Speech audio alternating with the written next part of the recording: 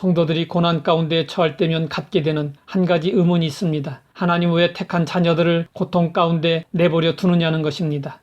하나님 아버지의 마음을 이해하는 데 있어서 부모와 자녀 관계만큼 좋은 교과서도 없습니다. 자녀들은 평소에는 엄마의 사랑을 모릅니다. 그러나 집을 떠나 객지에서 밥하고 빨래하고 청소하고 온갖 고생을 하게 되면 그때 비로소 엄마의 사랑을 알고 엄마의 사랑을 생각하며 눈물을 흘리게 됩니다. 그러므로 사람에게는 반드시 낮은 자리가 필요합니다. 자녀의 아픔을 못 견뎌하는 부모는 성숙한 부모가 아닙니다. 자녀를 모든 아픔으로부터 보호하려는 마음은 부모들의 본능입니다. 그러나 그 본능적인 자녀 사랑은 근시안적이고 숭고하고 깊은 성숙된 사랑은 아닙니다. 돌부리에 걸려 넘어진 내 자녀가 스스로 울음을 그치고 다시 일어나 걸을 수 있을 때까지 성급하게 뛰어가서 안아주고 달래주지 않는 것이 성숙한 사랑입니다.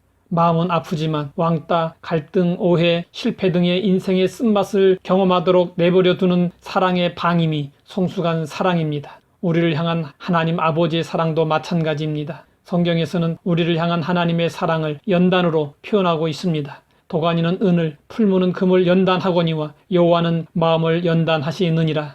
그러므로 만군의 여호와께서 이와 같이 말씀하시되 보라 내가 내 딸 백성을 어떻게 처치할꼬 그들을 녹이고 연단하리라. 무릇 징계가 당시에는 즐거워 보이지 않고 슬퍼 보이나 후에 그로 말미암아 연단받은 자들은 의와 평강의 열매를 맺느니라. 이 세상에 존재하는 것들 가운데 연단을 통하지 않고 만들어진 것은 하나도 없습니다.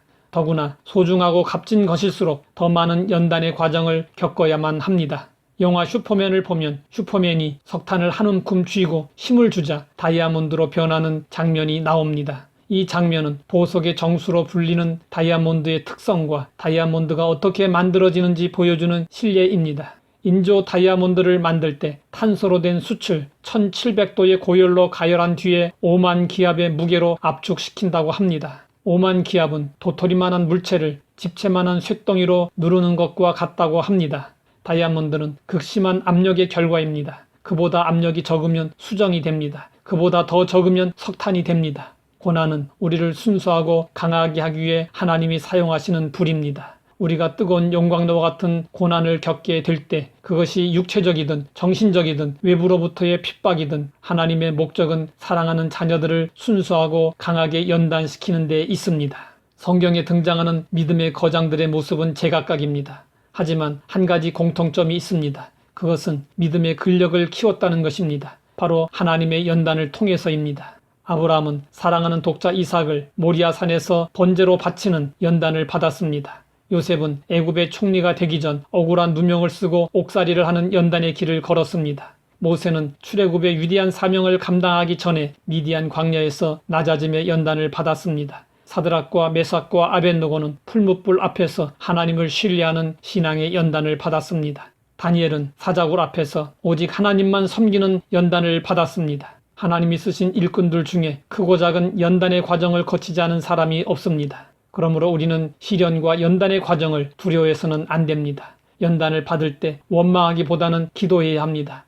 하나님께 사랑받는 사람은 연단받는 사람입니다. 연단을 받으면서 강해지고 성숙해집니다. 우리는 하나님의 연단을 통해서 믿음의 근력을 키워야 합니다. 하나님 아버지, 오늘은 우리가 당하는 고난을 연단으로 이해할 수 있게 되었습니다. 연단 과정을 잘 통과하여 하나님이 기뻐하시는 사람이 되기 원합니다. 연단의 과정 속에서 하나님의 사랑도 깨닫게 하옵소서. 예수님의 이름으로 기도드립니다.